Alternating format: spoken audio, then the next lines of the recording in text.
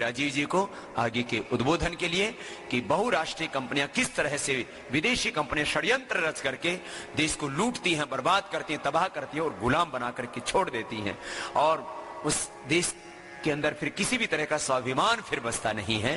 तो विदेशी कंपनियों के लूट के षड्यंत्र के बारे में पूरे तथ्य और आंकड़े आपके सामने प्रस्तुत करने के लिए एक तर्क के साथ में और तथ्यों के साथ में अपनी बात रखेंगे और आप उन्हीं तथ्यों और आंकड़ों को देश के अंतिम गांव के आदमी तक लेकर के जाएंगे। और मैं पूरा भरोसा रखता हूं पूरा देश स्वदेशीमय होगा। भाई राजीव जी।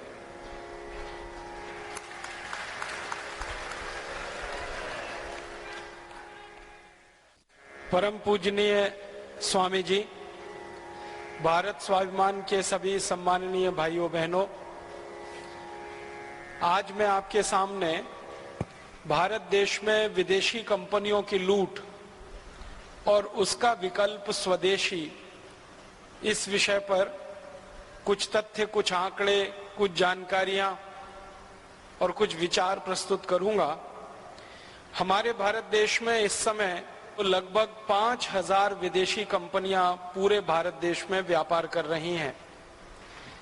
इनमें से कुछ विदेशी कंपनियां ऐसी हैं जो सीधे अपनी शाखा स्थापित करके भारत में व्यापार कर रही हैं।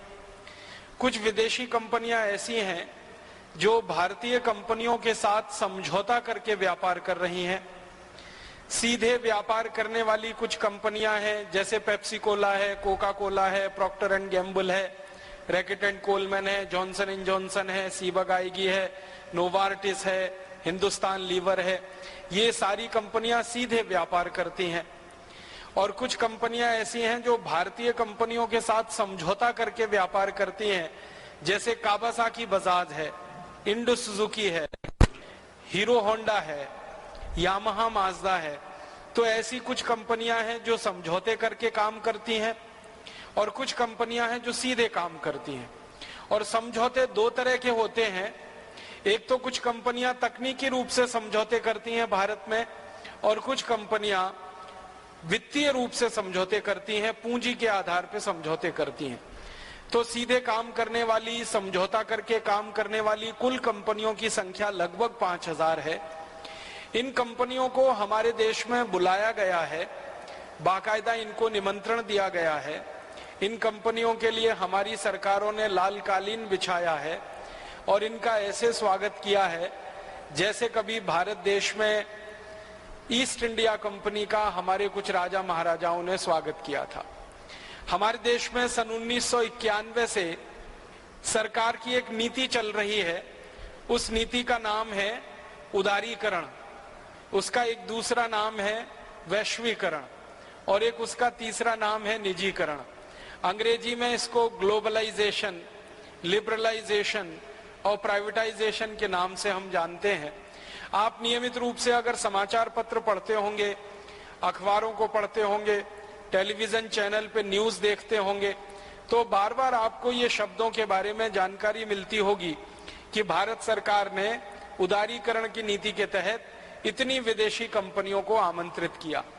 कभी ऐसा समाचार आता है कि भारत सरकार ने वैश्वीकरण की नीति के तहत इतनी अधिक विदेशी पूंजी निवेश के समझौते किए। कभी ऐसा समाचार आता है कि भारत सरकार ने तकनीकी आयात करने के लिए इतनी विदेशी कंपनियों को भारत में बुलाया। ऐसे समाचार हमारे जीवन में पिछले करीब 15-17 वर्षों से नियमित रूप से हम सुन रहे हैं, देख रहे हैं। और इन नीतियों के तहत ये विदेशी कंपनियों को बुलाया जा रहा है। सरकार को जब ये कहा जाता है कि आप इन विदेशी कंपनियों को क्यों बुला रहे हैं, जबकि हमारा इतिहास इस बात का गवाह है कि गलती से हमने 17वीं शताब्दी में एक विदेशी ईस्ट इंडिया कंपनी को बुला लिया था और हम 200-250 साल के लिए गुलाम हो गए थे। अब आजादी के 62-63 वर्षों के बाद 5000 से ज्यादा कंपनियों को बुलाना क्या देश की आजादी को गिरवी रखने जैसा नहीं है? क्या हमारी देश की आजादी के साथ कोई समझौता तो नहीं हो रहा है? क्या हमारी देश की आजादी खतरे में तो नहीं पड़ रही है? कहीं ऐसा तो नहीं कि फिर हम दोबारा से गुलाम हो जाएं उन देशों के जिनसे मुश्किल से हम 1947 में आजाद हुए? तो सरकारों के सामने जब ये तर्क प्रस्तुत किया जाता है, कि आखिर आप इन विदेशी कंपनियों को बुला क्यों रहे हैं, क्या जरूरत है इनकी? क्या हम भारतवासी अपना विकास खुद नहीं कर सकते? क्या हमारे पास पूंजी की बहुत कमी है? क्या हमारे पास तकनीकी नहीं है? क्या हमारे पास श्रम शक्ति नहीं है? ऐसी कौन सी कमी भारत में है जो हम विदेशी कंपनियों को बुला रहे हैं? तो सरकार की तरफ से 4 उत्तर दिए जाते हैं, 4 तर्क दिए जाते हैं। सबसे पहला तर्क हमारी सरकार देती है कि जब विदेशी कंपनियां भारत में आती हैं तो इनके आने से पूंजी आती है, इनके आने से पैसा आता है और भारत को पूंजी की जरूरत है, इसलिए विदेशी कंपनियों को बुलाया जाता है। फिर दूसरा तर्क हमारी सरकार ये देती है कि जब ये विदेशी कंपनियां भारत में आती हैं तो भारत का निर्यात बढ़ता है, भारत का एक्सपोर्ट बढ़ता है, क्योंकि कई सारी विदेशी कंपनियां भारत सरकार से जो समझौता करती हैं वो निर्यात का समझौता होता है, एक्सपोर्ट का समझौता करते हैं।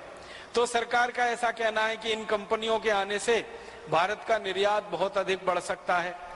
और तीसरा तर्क भारत सरकार का ये है कि जब ये विदेशी कंपनियां आती हैं और हमारे देश में इनके कारखाने लगते हैं तो उन कारखानों में लोगों को रोजगार मिलता है, काम मिलता है, और लोगों को रोजगार और काम मिलने से गरीबी कम होती है, बेकारी कम होती है।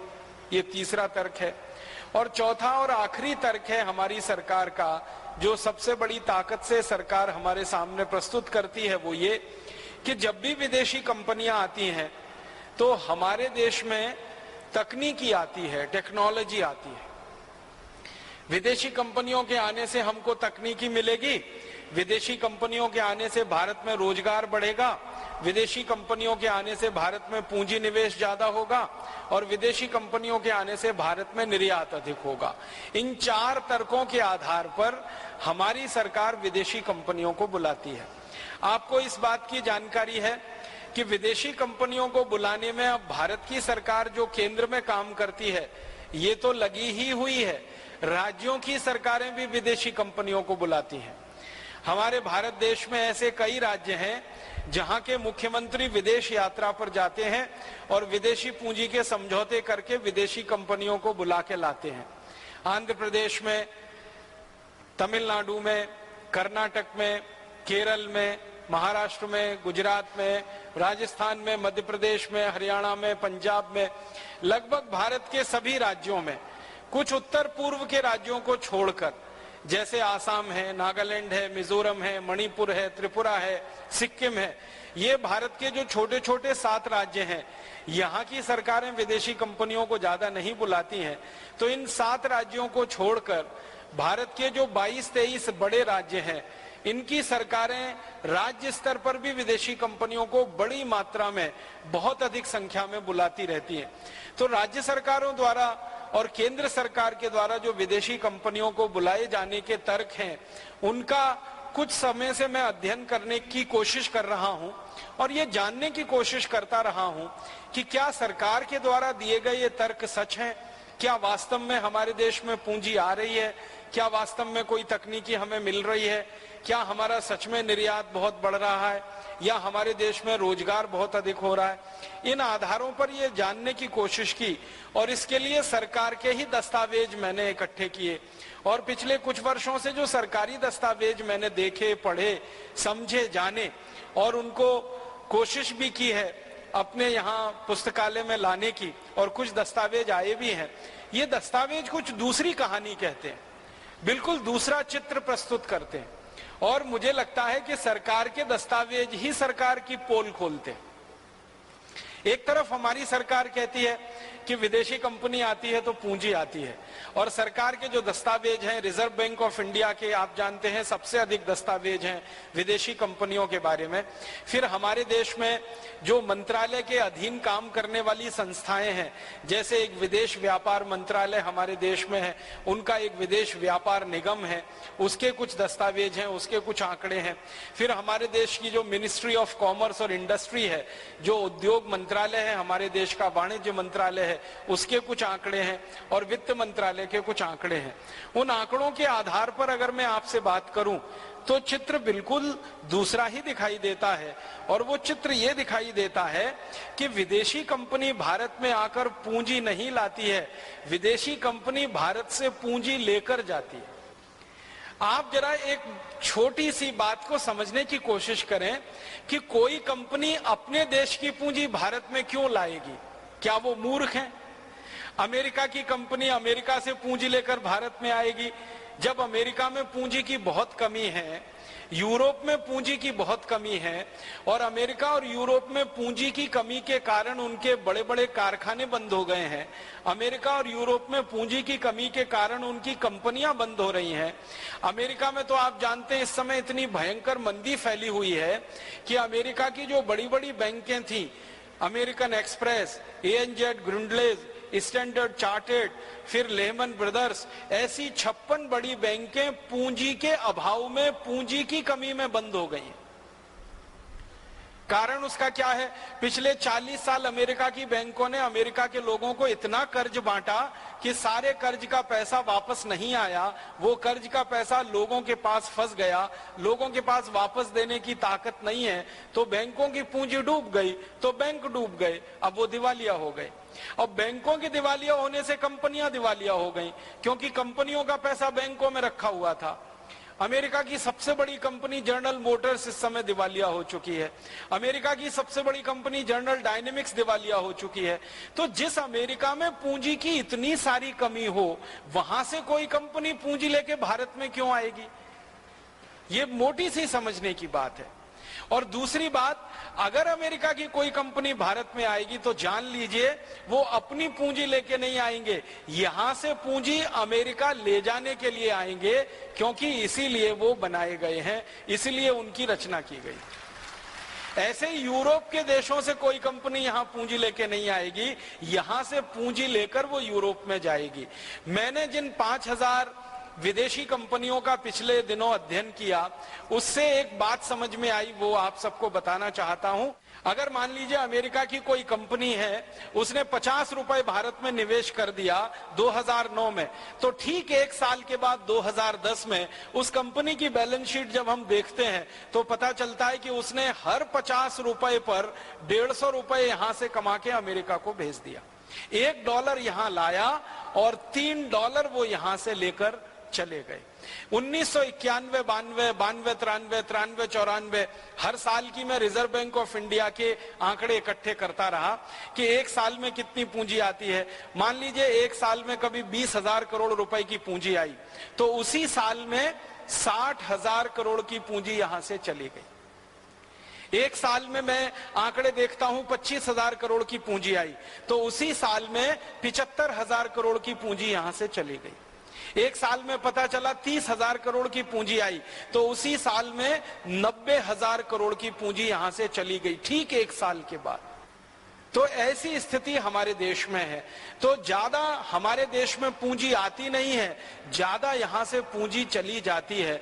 एक एक साल के आंकड़े निकाले मैंने, और फिर इकट्ठे 15-16 साल के आंकड़े मैंने निकाले, तो पता चल रहा है कि $1 अगर आ रहा है, 3 से $4, कभी कभी तो $5 उसी साल में यहां से वापस जा रहा है।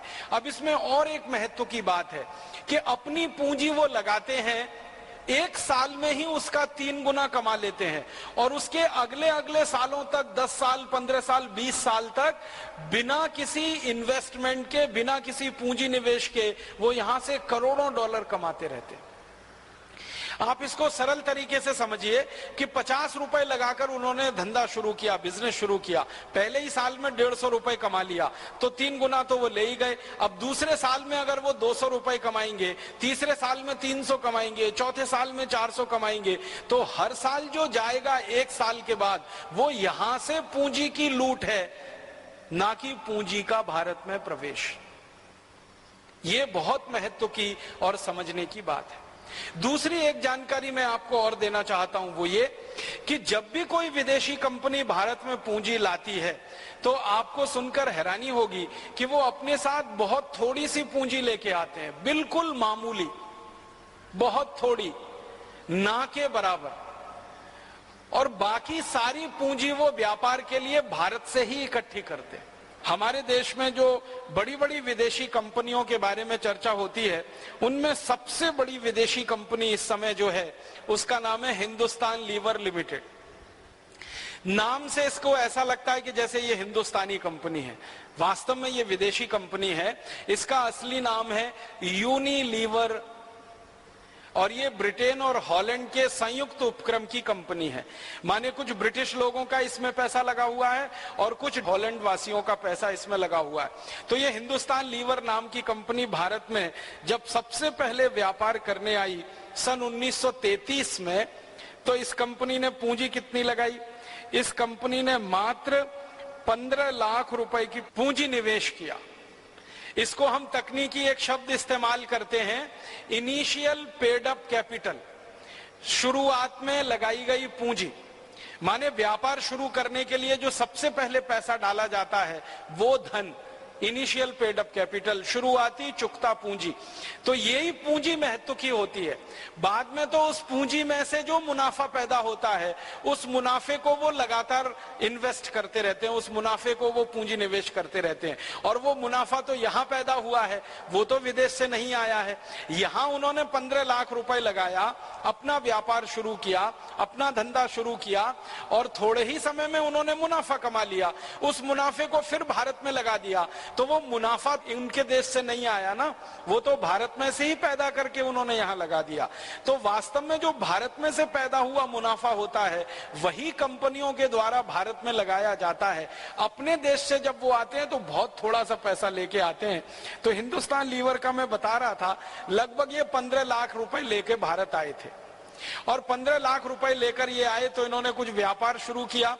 उसी साल व्यापार के शुरू होने के 6-8 महीने के बाद इन्होंने थोड़ा सा और पैसा लाकर उसमें डाला, तो कुल मिलाकर पहले साल में इनका जो पूंजी निवेश हुआ वो 33 लाख रुपए का हुआ। अब ऐसा मान लीजिए कि हिंदुस्तान लीवर लिमिटेड ने भारत देश में 33 लाख रुपए से व्यापार शुरू किया, धंधा शुरू किया, आज से लगभग 70-75 साल पहले। अब ये कंपनी जो भारत से मुनाफा कमा रही है एक साल में, वो है 14,740 करोड़ रुपए। ये इनका आधिकारिक है जो उनकी बैलेंस शीट में वो दिखाते हैं। 33 लाख रुपए से व्यापार शुरू किया लगभग 70-75 साल पहले, फिर उसमें से मुनाफा कमाया, मुनाफे को भारत में लगाया, फिर और मुनाफा कमाया, फिर और लगाया, फिर पैसे बढ़ते गए, बढ़ते बढ़ते इनका मुनाफा बढ़ता गया और वो बढ़ते बढ़ते आज हिंदुस्तान में इनका कुल मुनाफा हो गया 14,740 करोड़ रुपए, जिसमें से ये एक साल का है, जिसमें से ये बताते हैं कि लगभग 217 करोड़ रुपए शुद्ध रूप से विदेश लेके चले जाते हैं। अब आप इसको ऐसे तुलना कर लीजिए कि 33 लाख रुपए लगाकर हर साल 217 करोड़ रुपए यहां से ले जा रहे हैं, हर साल लेके जा रहे हैं। 33 लाख लगा के 217 करोड़ रुपए हर साल लेके जा रहे हैं। अब एक साल में 217 करोड़, 2 साल में लगभग 500 करोड़, 3 साल में लगभग 725 करोड़, 4 साल में लगभग 925 करोड़ और ऐसे ही ऐसे 75 साल का अगर आप जोड़ देंगे तो हजारों करोड़ रुपए यहां से ले गए। थोड़ी सी पूंजी लगाकर हजारों करोड़ रुपए यहां से ये ले गए। तो आप समझ लीजिए, विदेशी कंपनी भारत में पूंजी लेकर नहीं आती है, यहां से पूंजी ले जाने के लिए आती है। और एक कंपनी का उदाहरण देता हूं। एक बहुत बड़ी कंपनी है हमारे देश में जो सीधे व्यापार करती है, कोलगेट पामोलिव। वो अमेरिका की कंपनी है। ये हिंदुस्तान लीवर थी ब्रिटेन की और हॉलैंड की, कोलगेट पामोलिव है अमेरिका की। तो कोलगेट पामोलिव ने हिंदुस्तान में जब व्यापार शुरू किया, उसका व्यापार भी लगभग आज से 65-70 साल पहले शुरू हुआ।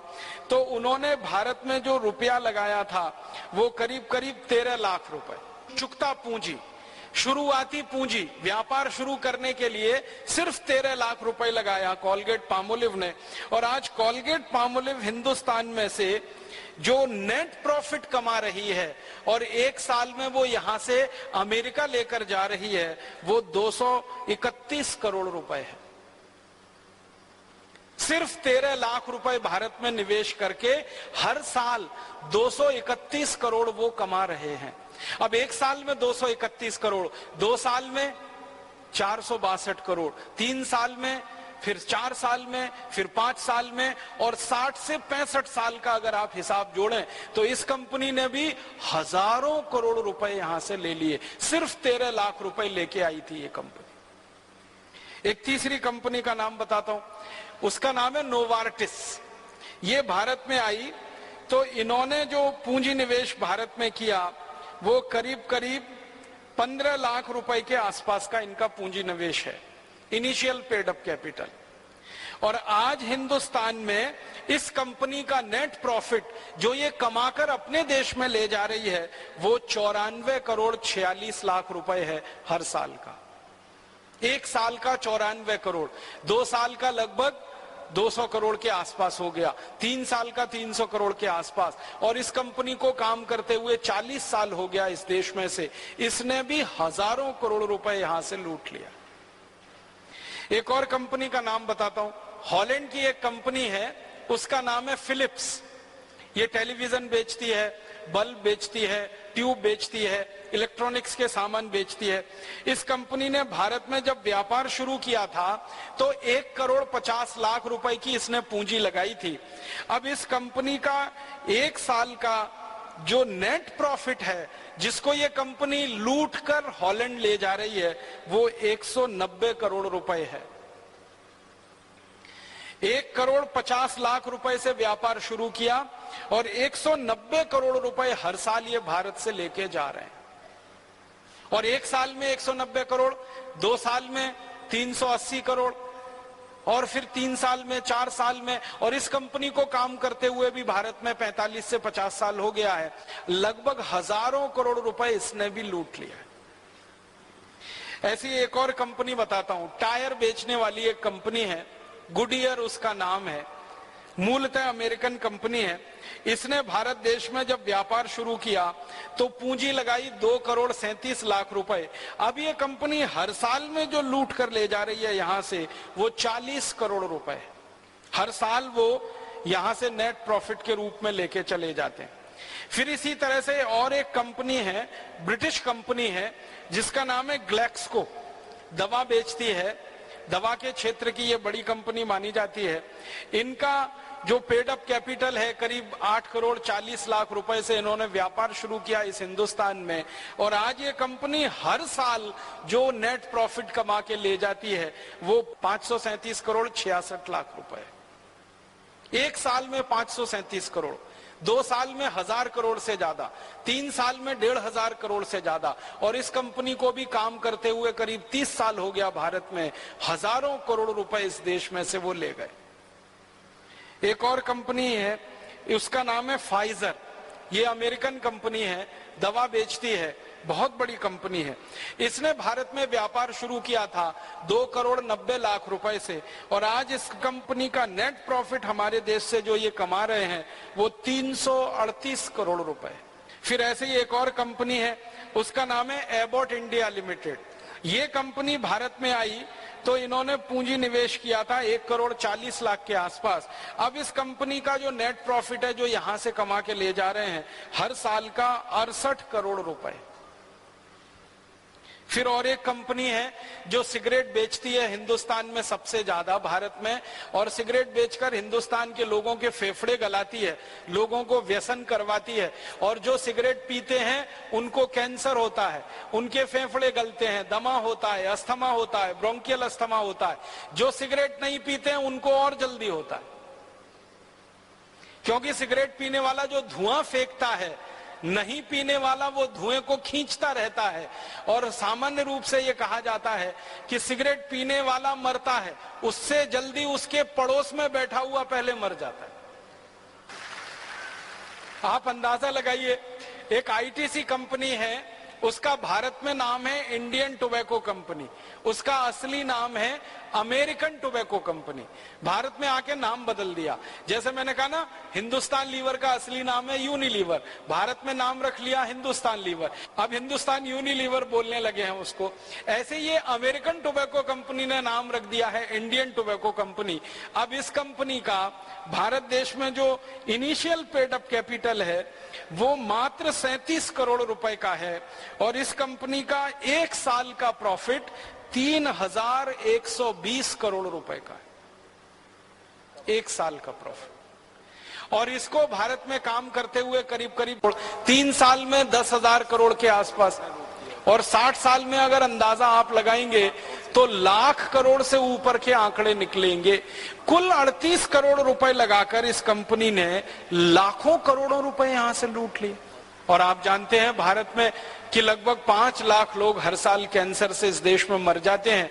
उन कैंसर से मरने वालों के इलाज पर जो खर्च होता होगा वो भी इस कंपनी के कारण हमारे समाज का कितना बड़ा हिस्सा है। पहले सिगरेट बेचना, लोगों को कैंसर से मारना, फिर इस देश का पैसा लेके विदेशों में चले जाना, फिर इस देश में सबसे बड़ा अत्याचार जो ये कंपनी करती है, आपको मालूम है सिगरेट बनाने के लिए कागज लगता है, और सिगरेट का कागज सबसे ज्यादा कीमती कागज होता है, और सिगरेट के कागज को बनाने के लिए सबसे ज्यादा पेड़ कटते हैं। मैंने इस कंपनी का जब अध्ययन किया तो पता चला कि ये कंपनी अगर 500 सिगरेट बनाती है तो एक पेड़ कट जाता है। 500 सिगरेट में जितना कागज लपेटा जाता है, फिर 500 सिगरेट को डिब्बियों में बंद करने के लिए जितना कागज खर्च होता है, फिर उन डिब्बियों को बड़े कार्टून में पैक करने के लिए जितना कागज खर्च होता है, फिर उन सिगरेट को बेचने के लिए जो विज्ञापन करने पड़ते हैं उसमें जो कागज खर्च होता है, तो एवरेज 500 सिगरेट पर एक पेड़ कट जाता है। और इस कंपनी की हर साल इस देश में 20 अरब से ज्यादा सिगरेट बिकती है। लगभग 14 करोड़ पेड़ हर साल ये कंपनी भारत में कटवा देती है। हम हिंदुस्तानी लोग पेड़ लगाते हैं पर्यावरण की रक्षा करने के लिए, पर्यावरण की शुद्धि करने के लिए हम पेड़ लगाते हैं। सरकार हमको कहती है पेड़ लगाओ, हम सब भारत स्वाभिमान वाले पेड़ लगाते हैं, लेकिन दुख और दर्द इस बात का है कि वो पेड़ को आईटीसी कंपनी कटवा देती है। हर साल 14 करोड़ पेड़ कट जाते हैं। और इस देश की विचित्र स्थिति क्या है कि आईटीसी कंपनी 14 करोड़ पेड़ काटती है। भारत सरकार की नजरों में वो कोई अपराध नहीं है, लेकिन गांव का कोई साधारण आदमी जंगल में जाकर पेड़ काटकर अगर लकड़ी ले आता है तो उसको जेल हो जाती है और उसको सजा हो जाती है। और आप जानते हैं भारत में कि लगभग 5 लाख लोग हर साल कैंसर से इस देश में मर जाते हैं।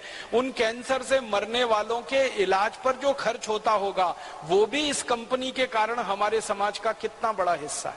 पहले सिगरेट बेचना, लोगों को कैंसर से मारना, फिर इस देश का पैसा लेके विदेशों में चले जाना, फिर इस देश में सबसे बड़ा अत्याचार जो ये कंपनी करती है, आपको मालूम है सिगरेट बनाने के लिए कागज लगता है, और सिगरेट का कागज सबसे ज्यादा कीमती कागज होता है, और सिगरेट के कागज को बनाने के लिए सबसे ज्यादा पेड़ कटते हैं।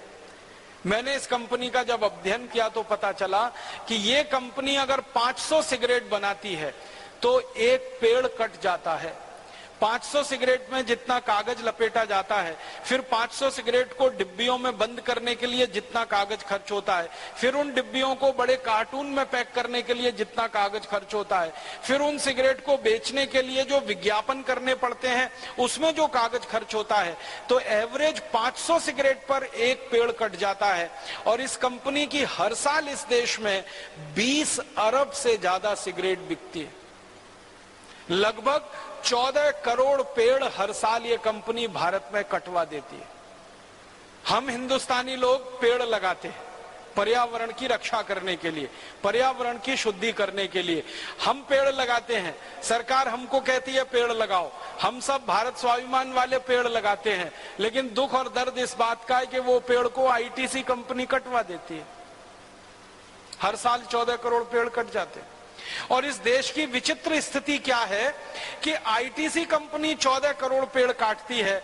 भारत सरकार की नजरों में वो कोई अपराध नहीं है, लेकिन गांव का कोई साधारण आदमी जंगल में जाकर पेड़ काटकर अगर लकड़ी ले आता है तो उसको जेल हो जाती है और उसको सजा हो जाती है।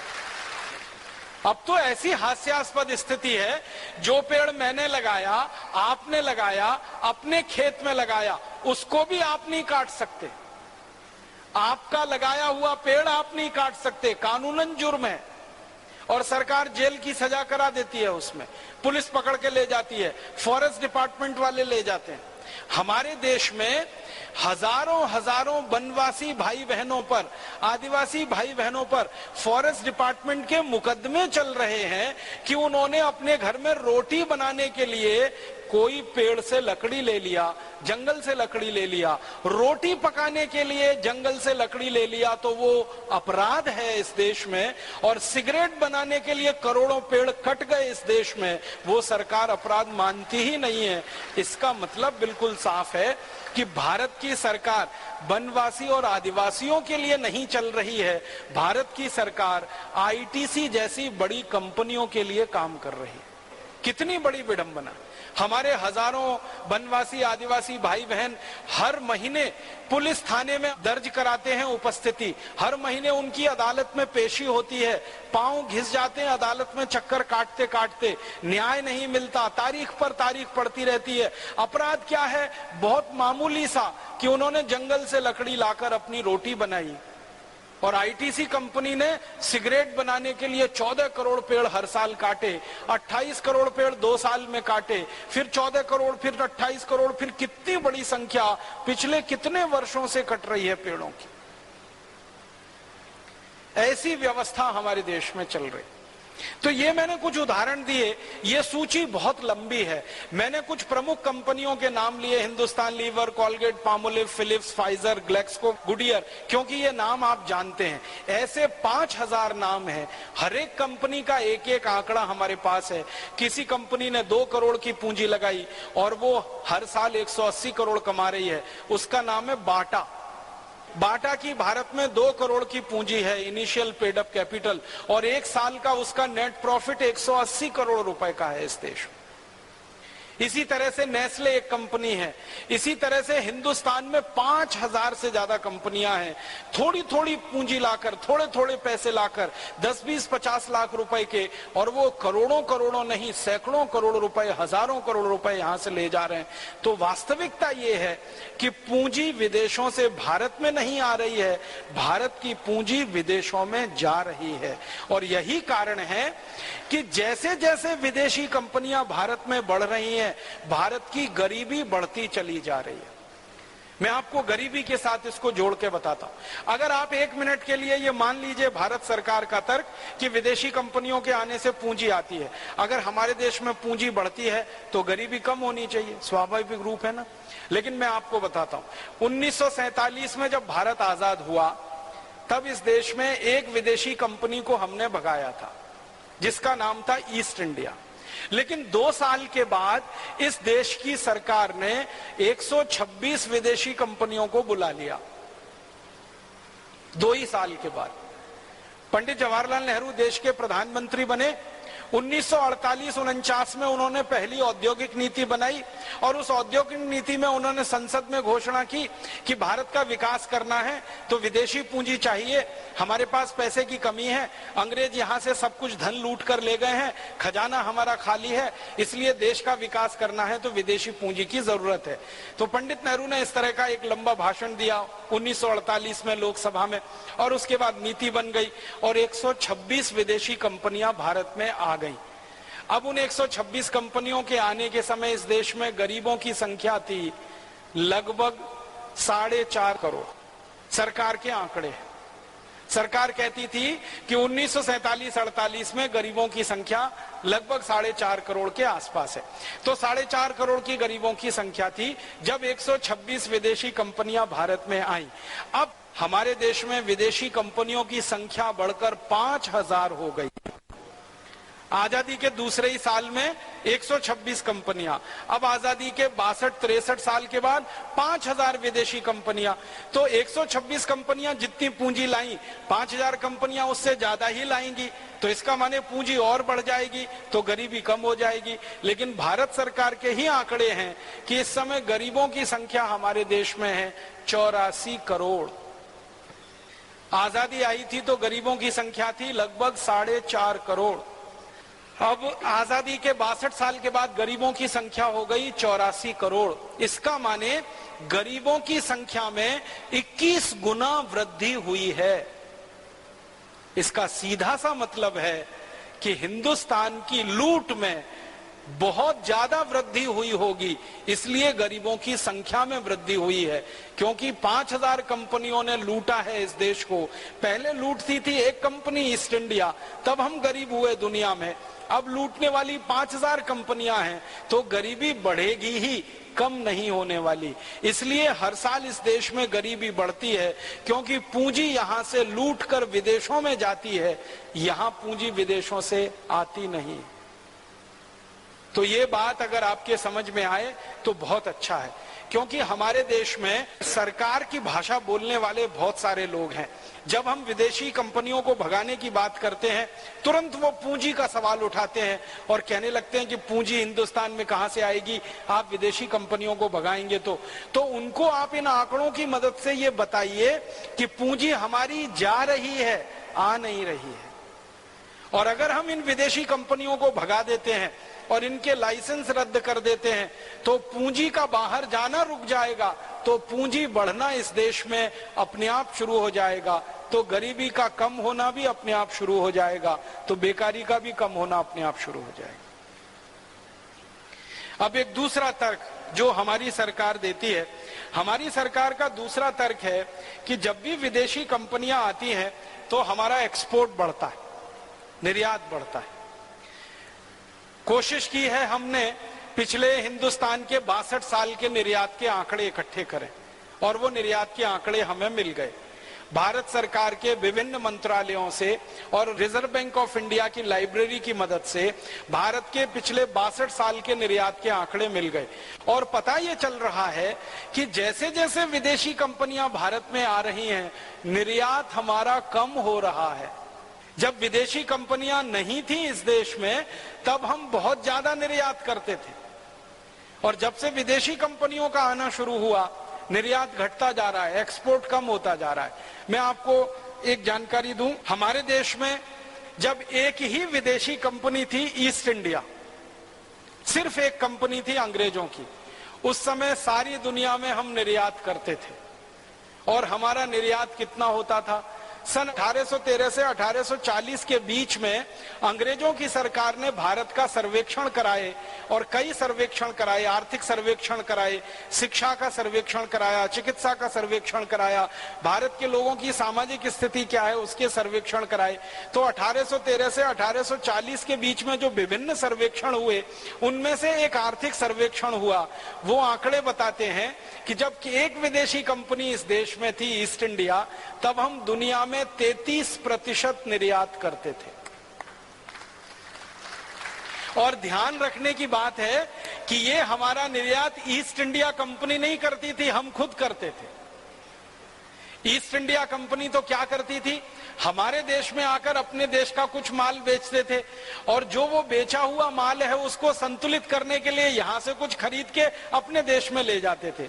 तो उनका निर्यात तो मामूली सा होता था, कोई बहुत ज्यादा नहीं था।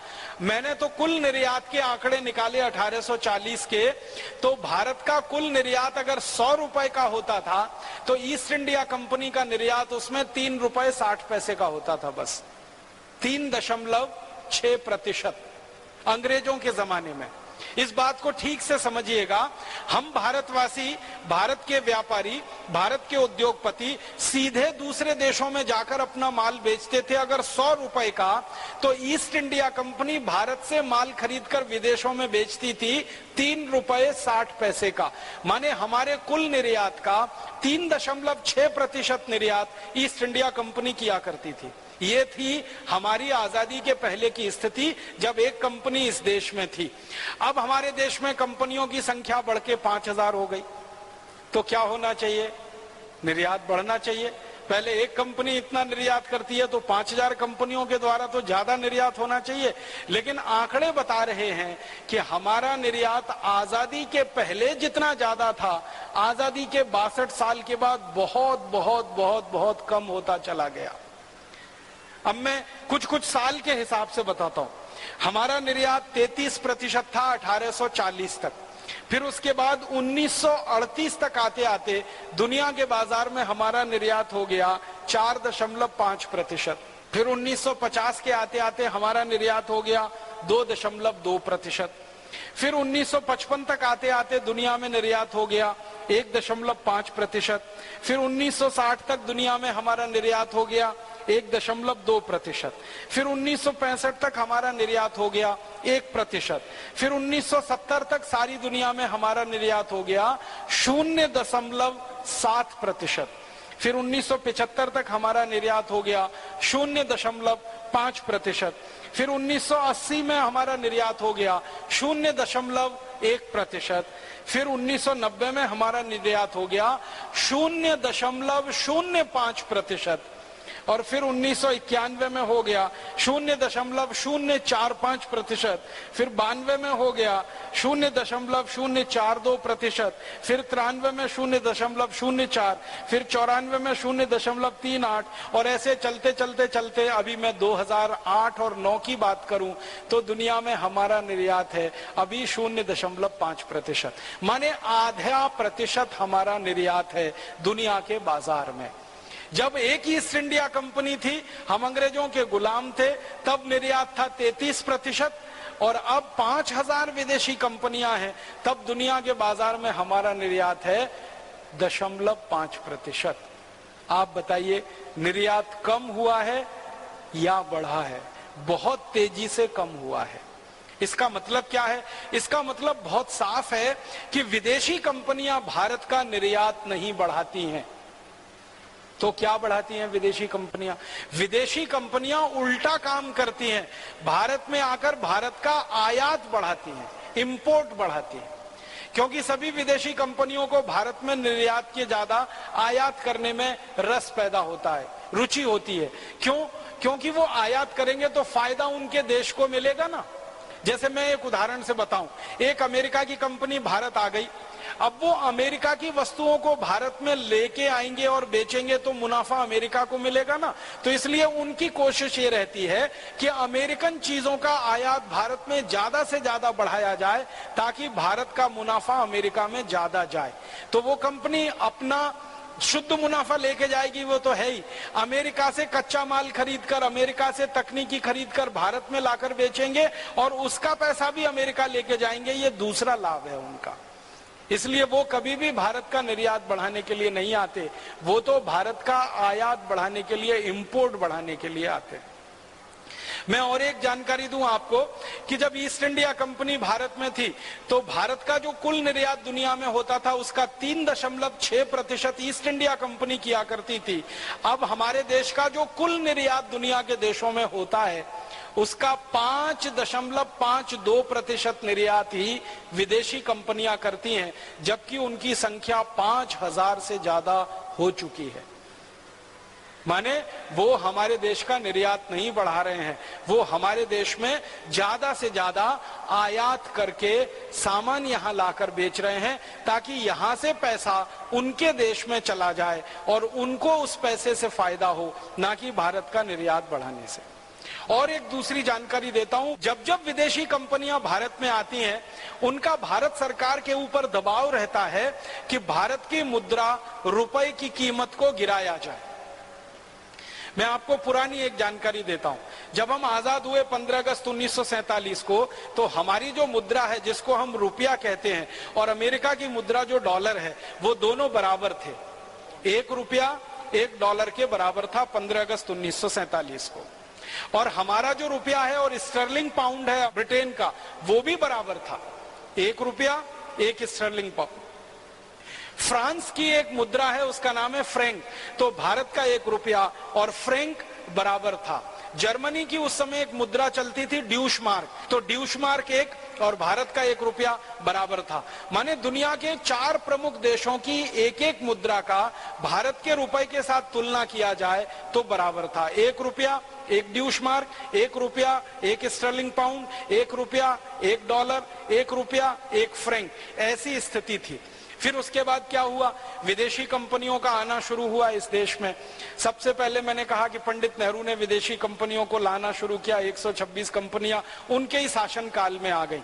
फिर शास्त्री जी जब प्रधानमंत्री बने तो 2-2.5 साल तक एक भी विदेशी कंपनी नहीं आई, क्योंकि शास्त्री जी की नीति थी, स्वदेशी की नीति। वो करीब 18 महीने इस देश में प्रधानमंत्री रहे। 18 महीने में उन्होंने कभी भी किसी विदेशी कंपनी को इस देश में नहीं आने दिया।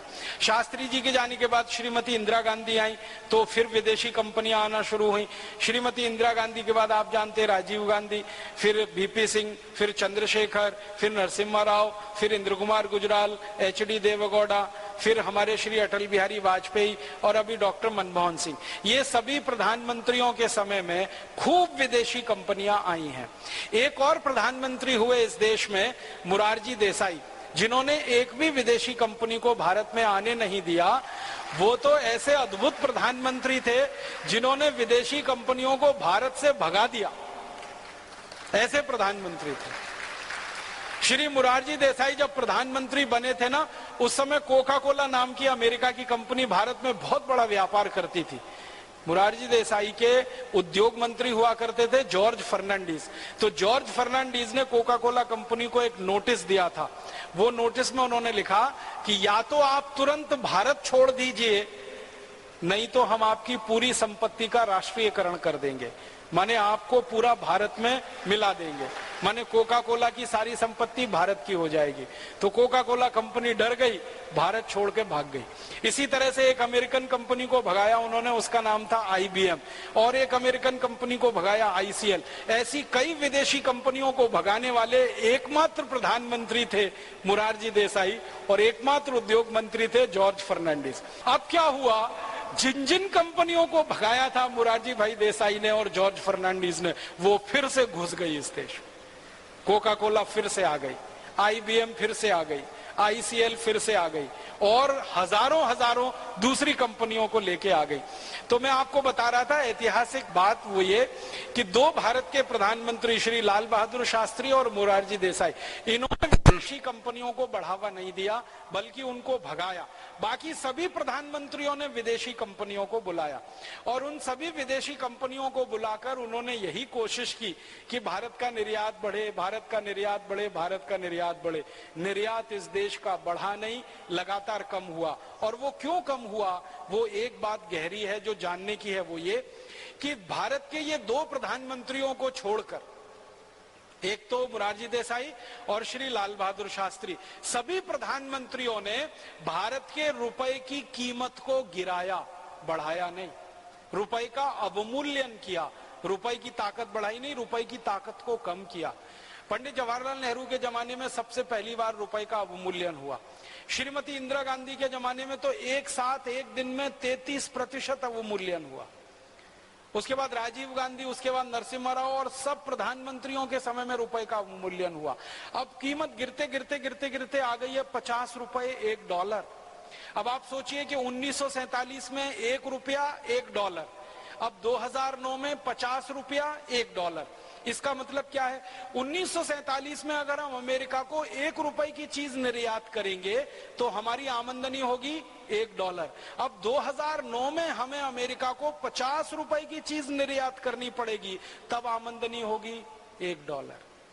माने जितनी चीज 1947 में बेचकर हम 1 डॉलर कमाते थे, अब उससे 50 गुना ज्यादा चीज बेचनी पड़ेगी, तब हमें 1 डॉलर मिलेगा। इसका माने निर्यात की मात्रा हम कितनी भी बढ़ाते चले जाएं, लेकिन निर्यात की आमदनी हमारी हमेशा कम और कम और कम ही होती जाएगी, क्योंकि रुपए की कीमत डॉलर की तुलना में गिरती चली जाएगी। इसलिए आजादी के 62 साल में भारत को निर्यात करने से कोई फायदा नहीं हो रहा है, उल्टा नुकसान इस देश को हो रहा है। नुकसान क्या हो रहा है कि आप जब रुपए की कीमत गिराते चले जाएंगे विदेशी कंपनियों के दबाव में, तो आपका आयात महंगा होता चला जाएगा। इस बात को ऐसे समझिए, 1950 में अगर हम अमेरिका से 1 डॉलर की कोई वस्तु खरीदी करें तो हमको सिर्फ 1 रुपया देना पड़ता था।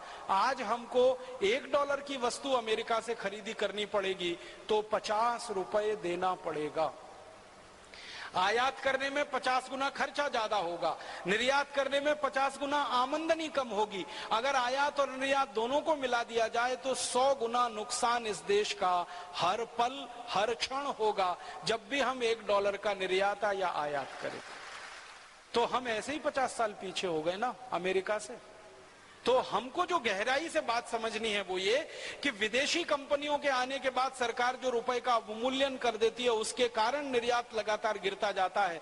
तो कोई भी विदेशी कंपनी कितनी भी ताकत भी लगाएगी तो भी निर्यात बढ़ेगा नहीं, और वो वैसे भी कोई ताकत नहीं लगाने वाले इस देश का निर्यात बढ़ाने के लिए। तो हमारे दिमाग में ये स्पष्टता हो जानी चाहिए कि विदेशी कंपनियों के आने से बिल्कुल निर्यात नहीं बढ़ता है, बल्कि निर्यात तो हमारी अपनी ताकत से बढ़ता है। मैं एक बात फिर से आपके सामने दोहराना चाहता हूं कि जो कुल निर्यात हम दुनिया में करते हैं उसका लगभग 95% निर्यात हमारे स्वदेशी उद्योग वाले लोग करते हैं, कारीगर करते हैं, व्यापारी करते हैं। स्वदेशी व्यापारी, स्वदेशी उद्योगपति, स्वदेशी कारीगर, स्वदेशी मजदूर जो पैदा करते हैं उससे हमारा 95% निर्यात है। विदेशी कंपनियां तो मुश्किल से 5% निर्यात हमारा करती है, इसलिए वो निर्यात बढ़ाने के लिए भारत में कभी नहीं आते। अब और एक तीसरा तर्क है जो भारत सरकार हमें हमेशा देती रहती है। भारत सरकार का ये कहना है कि विदेशी कंपनी आती है तो हाई टेक आता है, इस देश में टेक्नोलॉजी आती है, और टेक्नोलॉजी आएगी तो देश को तरक्की होगी, विकास होगा। तो तकनीकी लाने के लिए विदेशी कंपनियों को बुलाया जाता है। जो जो विदेशी कंपनियां भारत में आकर व्यापार करती हैं उनके जो समझौते हैं भारत सरकार से, तो उसमें तकनीकी किस तरह की आती है वो जानने के लिए हम लोगों ने जब दस्तावेज देखे तो मामला बिल्कुल उल्टा नजर आया, चित्र दूसरा ही नजर आया। पता ये चला कि 90% से ज्यादा विदेशी कंपनियां कोई तकनीकी लेके आती ही नहीं। तो आप बोलेंगे वो क्या करते हैं? वो शून्य तकनीकी के क्षेत्र में व्यापार शुरू करते हैं और उद्योग लगाते हैं। जैसे मैं आपको बताऊं, साबुन बनाने का काम है, ये शून्य तकनीकी का काम है, इसमें विदेशी कंपनियां घुस गई हैं भारत में और खूब तरह के साबुन बना बना के बाजार में बेच रही हैं। साबुन बनाना कोई हाईटेक काम नहीं है, उच्च तकनीकी का काम नहीं है, उसमें विदेशी कंपनियां घुसी हुई हैं जिनकी संख्या कम से कम 50 है। हिंदुस्तान लीवर है, प्रॉक्टर एंड गैम्बल है, कोलगेट पामोलिव है, ऐसी 50 से ज्यादा विदेशी कंपनियां साबुन बना के बेच रही हैं अलग अलग नाम से। Lifebuoy, Lux, Liril, Rexona, Pears, Camay, Palmolive, Dove, Johnson and Johnson baby soap वगैरह वगैरह, ये सब साबुन विदेशी कंपनियों के हैं। इसमें कोई टेक्नोलॉजी नहीं है, क्योंकि साबुन बनाना बहुत सरल काम है, आसान काम है, आप भी बना सकते हैं। अगर आप चाहें तो आपको 15-20 मिनट से आधा घंटे के अंदर साबुन बनाना सिखाया जा सकता है। कोई भी आसानी से अपने घर में साबुन बना सकता है, कोई बड़ा भारी काम नहीं है, कोई मशीन नहीं लगती है, हाथ से हो जाता है। मशीन तो लगती है उसकी कटिंग करने में और उसको डिजाइन देने में, उसकी पैकिंग करने में। साबुन बनाने में कोई बहुत बड़ी टेक्नोलॉजी नहीं है मशीन, और 50 से ज्यादा विदेशी कंपनियां इसी में घुसी हुई। इसी तरह से क्रीम है, पाउडर है, लिपस्टिक है, नेल पॉलिश है, शैम्पू है, खाने पीने के बिस्किट्स है, चॉकलेट है, टॉफी है, पाव रोटी है, डबल रोटी है, ये चिप्स है, टमाटर की चटनी है, आम का अचार है, और नमक को डब्बे में भर के बेचने की कला है, और गेहूं का आटा बना के उसको बेचने का काम है। ये सब शून्य, पानी बोतल में भर के बेचने का काम है। इसमें किसी में कोई हाईटेक नहीं है, कोई उच्च तकनीकी नहीं। आप मुझे बताइए, आलू से चिप्स बनाना कौन नहीं जानता इस देश में? कौन सा ऐसा परिवार है जिस परिवार की माँ या बहन या बेटी आलू से चिप्स नहीं बना सकती? और उसको बनाने के लिए अमेरिका से कंपनी आई है पेप्सी कोला, वो चिप्स बना के बेचती। टमाटर से चटनी बनाना ऐसा कौन सा हाईटेक काम है जिसको हमारे घर में कोई नहीं कर सके? और टमाटर की चटनी बनाकर बेचने के लिए हमारे देश में विदेशी कंपनी है। इसी तरह से आम का अचार डालना कौन सी ऐसी खास बात है जिसके लिए विदेशी कंपनी की जरूरत है? मैंने एक बार एक छोटा काम किया था, आंध्र प्रदेश में कितने तरह के आम के अचार डाले जाते हैं उसकी एक सूची बनाई थी। सारे आंध्र प्रदेश में, उत्तर, दक्षिण, पूर्व, पश्चिम में आम के 585 तरह के अचार डाले जाते हैं पूरे आंध्र प्रदेश। अभी आप बताइए, हमारे एक राज्य में 585 तरीके से आम का अचार डाला जाता हो, उस देश में कोई विदेशी कंपनी आके हमको कहे कि देखो हमारा आम का अचार ये हाईटेक आइटम है, ये मूर्खता है और कुछ नहीं। और हमारे आम के अचार में माताएं बहनें पता नहीं क्या उसमें कुशलता और कारीगरी करती हैं कि 20-20 साल तक खराब ही नहीं होता बिना किसी प्रिजर्वेटिव के। विदेशी कंपनियों को तो 20 किस्म के केमिकल डालकर उसको प्रिजर्व करना पड़ता है, सुरक्षित रखना पड़ता है। हमारी माताएं बहनें तो वो तेल का पता नहीं कैसा कॉम्बिनेशन बनाते हैं और कुछ कुछ मसालों के साथ कि वो 20 साल तक ऐसे ही सुरक्षित रहता है। मैंने आंध्र प्रदेश में एक स्थान है विशाखापट्टनम में, मैं व्याख्यान देने गया था 3 साल पहले, तो जिस सज्जन के घर में मैंने खाना खाया था उन्होंने 20 साल पुराना आम का अचार मुझे खिलाया था। तो वो लगता था कि ये 20 साल सुरक्षित कैसे है। तो मैंने बार बार पूछा तो उन्होंने कहा कुछ साधारण सी बात है, तेल डाला है, फिर मेथी दाना डाला है, फिर उसमें और रसोई घर में उपलब्ध जो आयुर्वेदिक चीजें हैं वो डाली है, उसी से 20 साल सुरक्षित है। विदेशी कंपनी को तो उतनी सुरक्षा हो ही नहीं पाती, वो तो 2-3 साल में ही उनका आम का अचार खराब हो जाता है। और ज्यादातर विदेशी कंपनियों के आम के अचार के पैकेट पे लिखा रहता है कि 3 महीने से 6 महीने में खा के इसको खत्म कर दीजिए नहीं तो बेकार हो जाए। कौन सी टेक्नोलॉजी उनके पास है जो आम का अचार बेच रहे हैं, या बोतल में पानी भर के यहाँ बेच रहे हैं, या जूते चप्पल बनाकर बेच रहे हैं, या डबल रोटी पाव रोटी बनाकर, या बिस्किट बनाकर, या ट्रॉफी चॉकलेट बनाकर। ये सब शून्य तकनीकी के सामान है, इनमें कोई हाई टेक्नोलॉजी नहीं है। और 90% से ज्यादा विदेशी कंपनियां इसी क्षेत्र में घुसी हुई हैं, उत्पादन और व्यापार। मैं आपको नाम लेके बताता हूं। एक बड़ी विदेशी कंपनी है जिसका नाम है बाटा। बाटा की मैंने सभी बैलेंस शीट देखी जो भारत सरकार के साथ इन्होंने हस्ताक्षर किए हैं, इनके जो MOUs हैं उनमें इन्होंने जो टेक्नोलॉजी लाने की बात कही है वो क्या, जूते बनाने की टेक्नोलॉजी, मोजा आप समझते हैं, जूते के अंदर आप पाँव में पहनते हैं उसको बनाने का, कपड़े बनाना हमको नहीं आता क्या, हजारों साल से भारत कपड़े का उत्पादन कर रहा है, दूसरों को दे रहा है, तो वो कहते हैं हम कपड़े बनाकर देंगे, चमड़े के थैले, चमड़े के पर्स, वॉलेट वगैरह आदि आदि, तो ये बाटा कंपनी बनाती है। इसमें एक भी सामान हाईटेक नहीं है। इसी तरह से एक कंपनी है ब्रुक बॉन्ड जो ब्रिटिश कंपनी है, इन्होंने बोला कि हम हाईटेक हिंदुस्तान में लाएंगे। कुछ नहीं है, चाय को डब्बे में पैक करके भारत में बेच रहे हैं, कोई उसमें टेक्नोलॉजी नहीं। चाय भारत के खेतों में पैदा हो रही है, हमारे किसान उसे पैदा कर रहे हैं, उसको तोड़ने का काम हमारे मजदूर कर रहे हैं, सुखाने का काम मजदूर कर रहे हैं, बस उस चाय को वो खरीद के डब्बा बंद करके भारत में बेच रहे हैं। इसमें कौन सी टेक्नोलॉजी है? डब्बा बनाना कोई हाईटेक आइटम थोड़ी होता है, और डब्बा बना के उसमें चाय पैक करना कोई हाईटेक बात थोड़ी होती है। एक कंपनी है कैडबरीज, वो चॉकलेट बनाती है, बिस्किट बनाती है और आइसक्रीम बनाती है, ये तीनों जीरो टेक्नोलॉजी के आइटम है।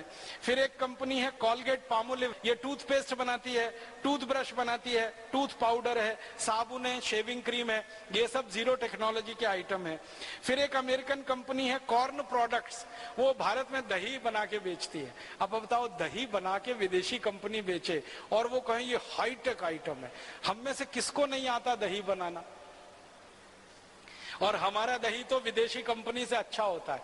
विदेशी कंपनी का दही कैसा होता है, आप में से कभी कोई अमेरिका अगर गए हो या यूरोप गए हो तो वहां दही के लिए पाउडर आता है, उस पाउडर को पानी में घोल के पी जाते हैं। ना वो दही होता है, ना ताक होती है, ना मज्जिगे होता है, ना दही होता है, ना तक्रम होता, ना दही होता, वो बीच की कोई चीज होती है, उसमें कुछ भी मजा नहीं आता पीने में, वो उनका दही है, उसको वो यहाँ लाके बेच रहे हैं और हमारे कुछ पढ़े लिखे मूर्ख लोग खरीद रहे हैं। इसमें मुझे अफसोस होता है। दही बेच रहे हैं और भारत के लोग जो सालों साल से, हजारों साल से दही बनाने वाले लोग, श्री कृष्ण के देश के लोग तो दही वाले ही होंगे ना। श्री कृष्ण की तो सारी कहानी दही से शुरू होती है।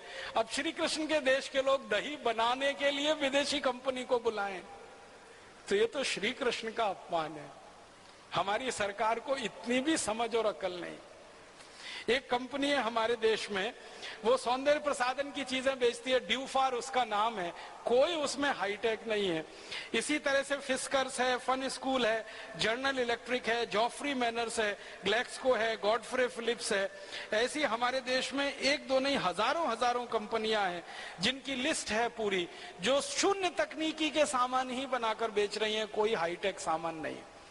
10% कंपनियां ऐसी हैं विदेशों की जो भारतीय कंपनियों से कुछ समझौते करके थोड़ा बहुत टेक्नोलॉजी के सामान बनाती हैं। जैसे कार बनाने वाली कुछ कंपनियां हैं, मोटर बनाने वाली, बस बनाने वाली कंपनियां हैं। एक है ना अशोक लीलैंड, तो अशोक तो भारत की कंपनी है, लीलैंड तो ब्रिटेन की कंपनी है। इसी तरह से आपने मोटर में देखा होगा मारुति सुजुकी, अब तो वो पूरी विदेशी हो गई, पहले आधा आधा था। फिर इसी तरह से महिंद्रा की एक गाड़ी आई है, उन्होंने एक विदेशी कोलैबोरेशन में लाई है। मोटरसाइकिल में यामाहा सुजुकी है, फिर हीरो होंडा है। तो इसमें कुछ टेक्नोलॉजी वो लाते हैं, वो 10% का हिस्सा है, और उसमें भी वो भारत में कुछ नहीं बनाते। ध्यान रखिए, वहां से बना बनाया इंजन लेके आते हैं, भारत में सिर्फ उसको फिट करके बेचते हैं। जब इन कंपनियों को यह कहा जाता है कि इंजन भारत में बनाओ, तो वो कहते हैं वो नहीं बनाएंगे, क्योंकि वो बनाएंगे तो रोजगार भारत के लोगों को मिलेगा, उनको रोजगार अपने देश के लोगों को देना है। तो जैसे मोटरसाइकिल वगैरह का इंजन सीधे इंपोर्ट करके आता है, इसी तरह से बड़ी बड़ी कारों के इंजन विदेशों से सीधे इंपोर्ट होके आते हैं, ट्रकों के इंजन सीधे इंपोर्ट होके आते हैं, बसों के इंजन इंपोर्ट होके आते हैं। भारत में तो सिर्फ फिट करके उसको बेचना शुरू कर देते हैं। तो टेक्नोलॉजी में कुछ 10% हिस्सा है जहां पर वो कोलैबोरेशन में काम करते हैं, लेकिन वहां भी वो टेक्नोलॉजी ट्रांसफर नहीं करते हैं, अपने देश से बनी बनाई मशीनें लाकर भारत में फिट करके बेचते हैं। और एक हिस्सा है भारत का जो सबसे महत्व का हिस्सा है, जिसको हाईटेक कहा जाता है, उच्च तकनीकी कहा जाता है, उसमें कभी कोई विदेशी कंपनी इस देश में नहीं आती। मैं आपको नाम लेके बताऊं, सैटेलाइट बनाना हाई टेक्नोलॉजी का काम है, बहुत कठिन टेक्नोलॉजी होती है, बहुत क्लिष्ट टेक्नोलॉजी होती है, बहुत कॉम्प्लिकेटेड होती है। सैटेलाइट बनाना आसान काम नहीं है, लेकिन सैटेलाइट बनाने के लिए आज तक इस देश में कोई विदेशी कंपनी नहीं आई। आपको सुनकर हैरानी होगी, भारत देश ने अपना सबसे पहला सैटेलाइट 1975 के साल में छोड़ा था, जिसका नाम था आर्यभट्ट। तो आर्यभट्ट 1975 में हमने अंतरिक्ष में छोड़ा, और उसके बाद हमारे 20 सैटेलाइट अंतरिक्ष में गए हैं, और अभी लेटेस्ट हम तो दूसरे देशों के सैटेलाइट भी अंतरिक्ष में छोड़ने लगे हैं।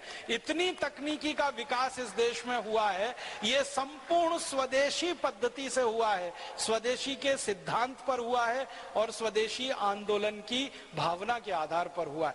इसमें वैज्ञानिकों ने काम किया है, वो स्वदेशी, इसमें जो तकनीकी इस्तेमाल हुई है वो स्वदेशी, इसमें जो कच्चा माल इस्तेमाल हुआ है वो स्वदेशी, इसमें जो टेक्नीशियन लगे हैं, जो मैकेनिक लोग लगे हैं, वो सब स्वदेशी।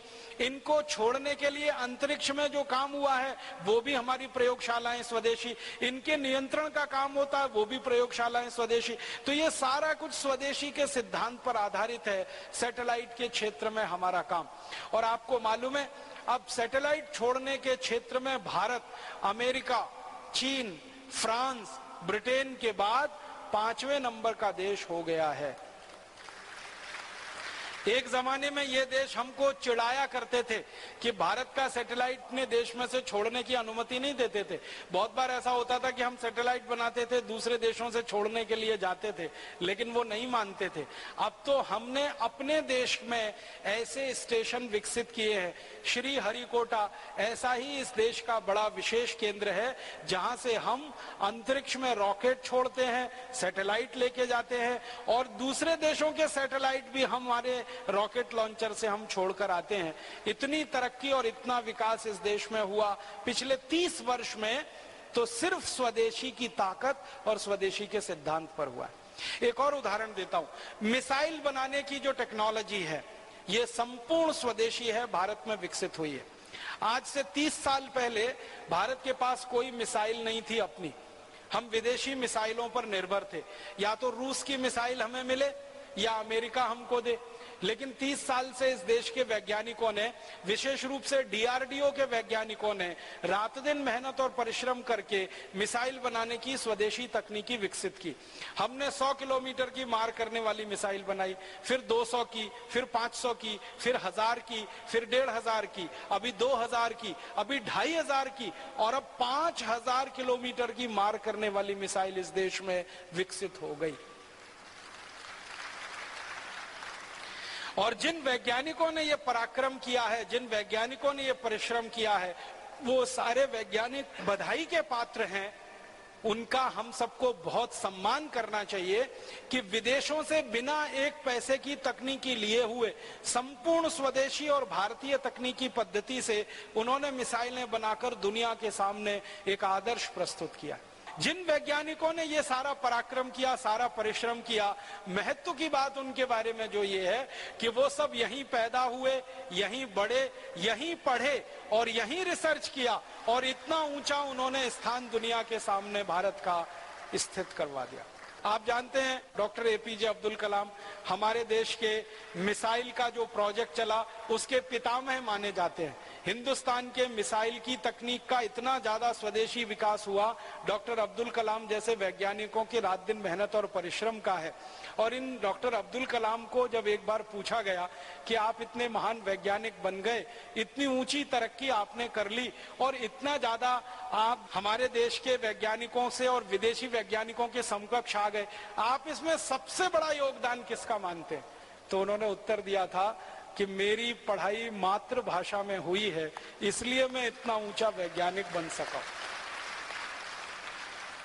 आपको मालूम है डॉक्टर एपीजे अब्दुल कलाम की पूरी पढ़ाई तमिल में हुई। 12वीं तक वो तमिल में पढ़े। उसके बाद उन्होंने थोड़ा बहुत अंग्रेजी सीखकर अपने आप को अंग्रेजी में भी दक्ष बना लिया, लेकिन मूल भाषा जो उनकी पढ़ाई की है वो तमिल है। और हिंदुस्तान के स्वदेशी मिसाइल बनाने के प्रोजेक्ट में जितने वैज्ञानिक हैं उनकी मूल भाषा मलयालम है, मूल भाषा तेलुगु है, मूल भाषा कन्नड़ है, मूल भाषा बांग्ला है, मूल भाषा हिंदी है या मूल भाषा मराठी है या गुजराती है। हमारी मातृभाषाओं में पढ़कर निकले जो वैज्ञानिक हैं उन्होंने स्वदेशी तकनीकी का विकास किया है और उन्होंने इस देश को सम्मान दिलाया है। जो विदेशों से पढ़कर वैज्ञानिक भारत में आए हैं उन्होंने हिंदुस्तान की तकनीक का विकास करने में कोई खास योगदान नहीं दिया है जितना भारतीय वैज्ञानिकों का योगदान है। और एक तीसरा उदाहरण देता हूं, आज से 50 साल पहले तक सारी दुनिया भारत का नाम लेके चिढ़ाती थी कि भारत के पास कोई परमाणु बम नहीं और परमाणु बम हो भी नहीं सकता है। भारत के एक वैज्ञानिक को यह बात तीर की तरह से चुभती थी। उनका नाम था डॉक्टर भाभा, होमी जहांगीर भाभा। उनको ये तीर की तरह से चुभती थी कि भारत क्यों नहीं परमाणु बम बना सकता, दुनिया के वैज्ञानिक कर सकते हैं तो हम क्यों नहीं ये काम कर सकते। और उन्होंने सपना देखा और उनके सपने में दूसरे वैज्ञानिक एक एक करके शामिल हुए और वो वैज्ञानिकों के परिश्रम पराक्रम का कमाल देखो, उनके अभिक्रम का कमाल देखो कि भारत ने सारी दुनिया के सामने सिद्ध कर दिया कि हम परमाणु बम भी बना सकते हैं और जरूरत पड़ने पर उसका परीक्षण भी कर सकते हैं। और परीक्षण हमने कर दिया। आप जानते हैं सबसे पहला परीक्षण 1974 में किया श्रीमती गांधी के समय में, और उसके बाद 3 परीक्षण उसके बाद हमने किए और हमने ये परमाणु परीक्षण करके सिद्ध कर दिया कि अमेरिका या फिर फ्रांस या तो फिर ब्रिटेन या तो फिर रूस या तो फिर चीन जैसे देशों के पास जो परमाणु हथियार हो सकते हैं वो भारत के देश के पास भी परमाणु हथियार हो सकते हैं। और परमाणु हथियार हैं हमारे पास, ये वैज्ञानिकों ने बनाकर दुनिया के सामने सिद्ध किया। इतना ही नहीं, उन परमाणु हथियारों को हम मिसाइलों पर लगाकर अंतरिक्ष में लेके जा सकते हैं और जरूरत पड़ने पर उनका अंतरिक्ष में उपयोग कर सकते हैं। ये सिद्धि भी हमारे वैज्ञानिकों ने अभी हासिल कर ली है और ये भी संपूर्ण स्वदेशी की ताकत पर हुआ है, संपूर्ण स्वदेशी के आग्रह पर हुआ है। और अब तो आपको एक खुशी की बात बताता हूं। अभी तक भारत के बारे में थोड़े दिनों से ये बात चल रही थी कि भारत के पास परमाणु बम है, बहुत अच्छा है, भारत अपने परमाणु बम का उपयोग अंतरिक्ष में कर सकता है, इसकी क्षमता का अंदाजा भी दुनिया के देशों को लगा। लेकिन कुछ 10 साल से भारत के बारे में दुनिया के देश ये कहा करते थे कि पानी के अंदर परमाणु बम का इस्तेमाल कर सके, भारत की अभी ये क्षमता नहीं विकसित हुई है। लेकिन अभी इसी साल भारत के वैज्ञानिकों ने एक परमाणु पनडुब्बी बना के सारी दुनिया को दिखा दिया कि पानी के अंदर अरिहंत नाम की पनडुब्बी जो इस देश ने बनाई है संपूर्ण स्वदेशी है, 100% स्वदेशी है और वो पानी के अंदर जाकर परमाणु हथियार का हमला कर सकती है, किसी भी दुश्मन को नेस्तनाबूद कर सकती है। दुनिया में ये क्षमता सिर्फ 3 देशों के पास है, या तो अमेरिका के पास है, या तो चाइना के पास है, और या तो फ्रांस के पास है। लेकिन अब भारत के पास भी ये क्षमता आ गई है कि पानी के नीचे 100-100 मील तक नीचे जाकर हमारी पनडुब्बी परमाणु हथियार का उपयोग कर सकती है अगर जरूरत पड़े तो पनडुब्बी में परमाणु हथियार लगा के हमें कोई विकास करना पड़ा, या रॉकेट पर परमाणु हथियार लगा के हमें कोई विकास करना पड़ा, या धरती पर परमाणु बमों का विकास करने के लिए परीक्षण करना पड़ा, ये सारी विधा का प्रयोग स्वदेशी वैज्ञानिकों ने किया, स्वदेशी तकनीकी से किया, स्वदेशी आग्रह के आधार पर किया और स्वदेशी गौरव को सारी दुनिया में प्रतिस्थापित किया। ये हाईटेक चीजें होती हैं। मिसाइल बनाने का काम, सैटेलाइट बनाने का काम, परमाणु बम बनाने का काम, पनडुब्बी बनाने का काम, जलयान बनाने का काम, जलपोत बनाने का काम, टैंक बनाने का काम, टैंकर बनाने का काम, तोप बनाने का काम, बंदूकें बनाने का काम, राइफल बनाने का काम, गोला बारूद बनाने का काम, ये सब चीजें हाईटेक होती हैं और इन सब चीजों में हम बहुत आगे बढ़ चुके हैं स्वदेशी के रास्ते पर। और एक चीज याद आती है मुझे कि हमने तो स्वदेशी के रास्ते पर चलकर सुपर कंप्यूटर भी बना लिया और सारी दुनिया को दिखा दिया। आपको मालूम है एक पुरानी कहानी, हमारे देश के एक प्रधानमंत्री थे श्री राजीव गांधी। वो जब प्रधानमंत्री बने तो अमेरिका की यात्रा पर गए। अमेरिका के राष्ट्रपति के सामने उन्होंने एक निवेदन किया कि हमको अमेरिका से एक सुपर कंप्यूटर दे दीजिए। अमेरिका के राष्ट्रपति ने साफ साफ मना कर दिया कि हम किसी को अपना सुपर कंप्यूटर नहीं बेचते। श्री राजीव गांधी भारत वापस आए और बहुत परेशान थे, बहुत मायूस थे, बहुत निराश थे कि भारत को सुपर कंप्यूटर की जरूरत है और विदेश में से कोई देने को तैयार नहीं। श्री राजीव गांधी ने रूस के साथ संपर्क किया। रूस के राष्ट्रपति ने कहा कि ठीक है, हम देखेंगे, सोचेंगे, देंगे। फिर एक दिन पता चला रूस के राष्ट्रपति ने भी मना कर दिया। उन्होंने कहा हम भी आपको सुपर कंप्यूटर नहीं देंगे। फिर 2-3 देशों से और संपर्क हुआ, उन्होंने भी बोल दिया नहीं देंगे। अब क्या किया जाए और कैसे किया जाए? तो भारत के कुछ स्वदेशी वैज्ञानिक इस बात के लिए तैयार हुए। उन्होंने कहा कि हम कोई भी देश की मदद के बिना सुपर कंप्यूटर बनाएंगे और सारी दुनिया को दिखाएंगे कि कोई हमको दे या ना दे, हम सुपर कंप्यूटर अपना खुद बनाएंगे। ऐसे एक वैज्ञानिक हैं जिनका नाम है डॉक्टर विजय भटकर। पुणे में रहते हैं, मूलतः मराठी हैं। 12वीं तक की उनकी पढ़ाई मराठी मातृभाषा के माध्यम से हुई है। स्वदेशाभिमान, देशाभिमान उनमें जबरदस्त है। जैसे हम सब स्वदेशी के अभिमान के चाहक हैं, ऐसे ही वो भी स्वदेशी अभियान के बहुत बड़े चाहक हैं। उन्होंने संकल्प लिया और श्री राजीव गांधी को कहा कि आप थोड़ा समय दीजिए, थोड़े पैसे दीजिए, हम आपको सुपर कंप्यूटर बनाकर देंगे। श्री राजीव गांधी ने उनको एक प्रोजेक्ट दिया, थोड़े पैसे दिए और उनको कुछ समय दिया गया और वो समय में उन्होंने सुपर कंप्यूटर बनाने का संकल्प ले लिया।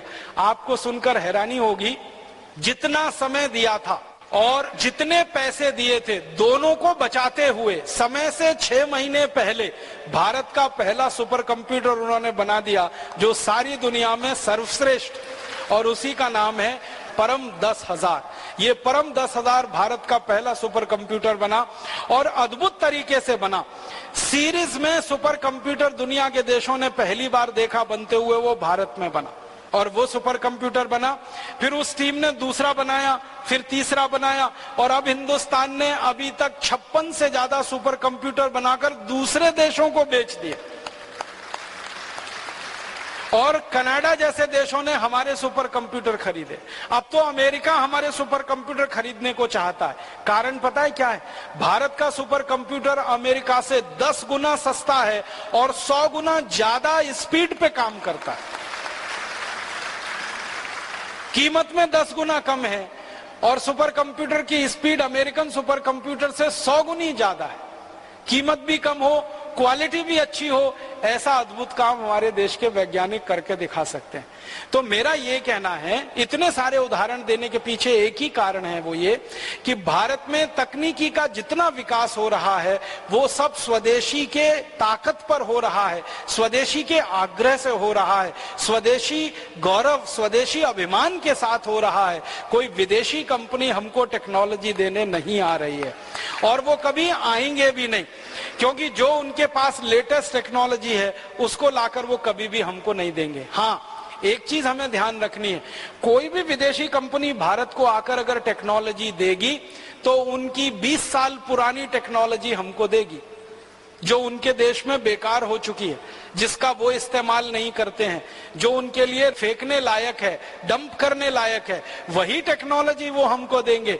वो कोई लेटेस्ट टेक्नोलॉजी हमको लाकर नहीं देने वाले। अब मैं उदाहरण से बताता हूं, अमेरिका की बहुत सारी कंपनियों ने भारत में एक टेक्नोलॉजी लाई है जो अमेरिका में पिछले 20 साल से बंद हो चुकी है। वो टेक्नोलॉजी जानते हैं क्या है? कीटनाशक बनाने वाली टेक्नोलॉजी, पेस्टिसाइड्स बनाने वाली टेक्नोलॉजी, इंसेक्टिसाइड बनाने वाली टेक्नोलॉजी।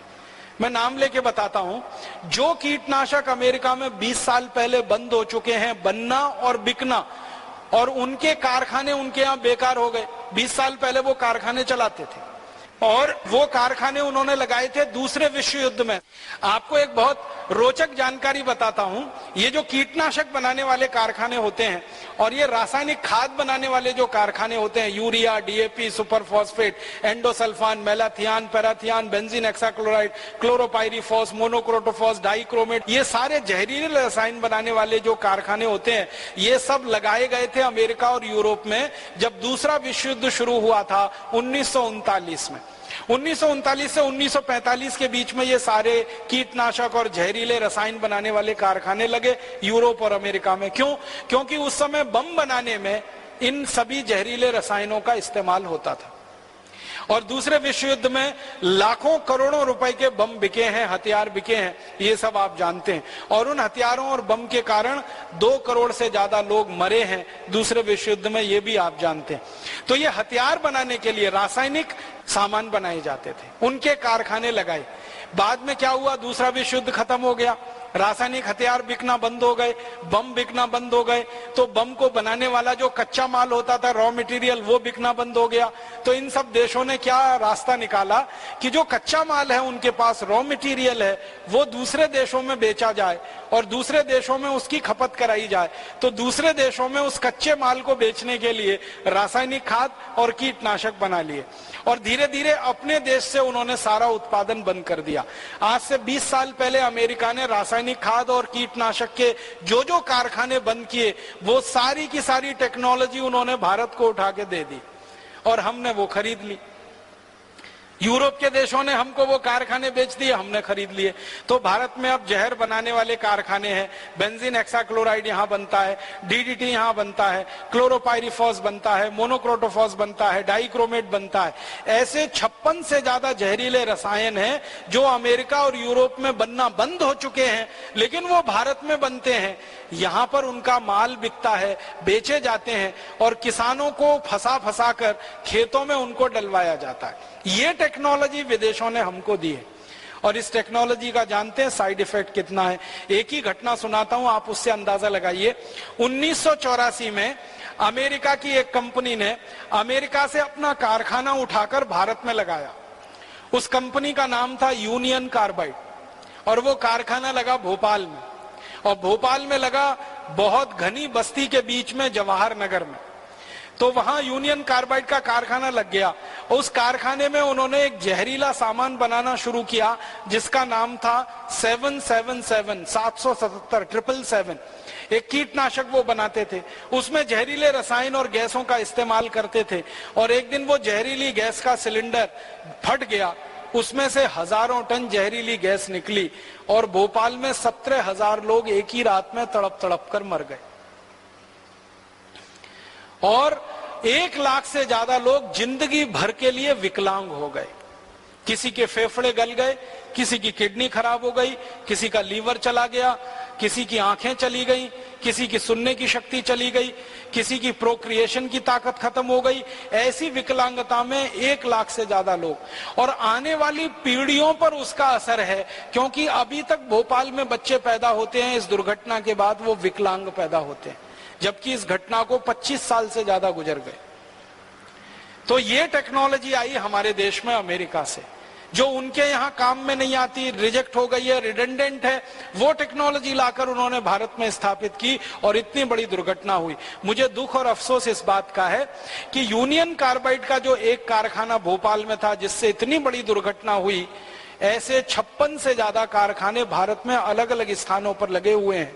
अमेरिका और यूरोप की देशों की लाई हुई रद्दी से रद्दी तकनीकी उसमें इस्तेमाल की जा रही है और जहर का उत्पादन किया जा रहा है, और ये जहर भारत के किसानों को बेचा जा रहा है।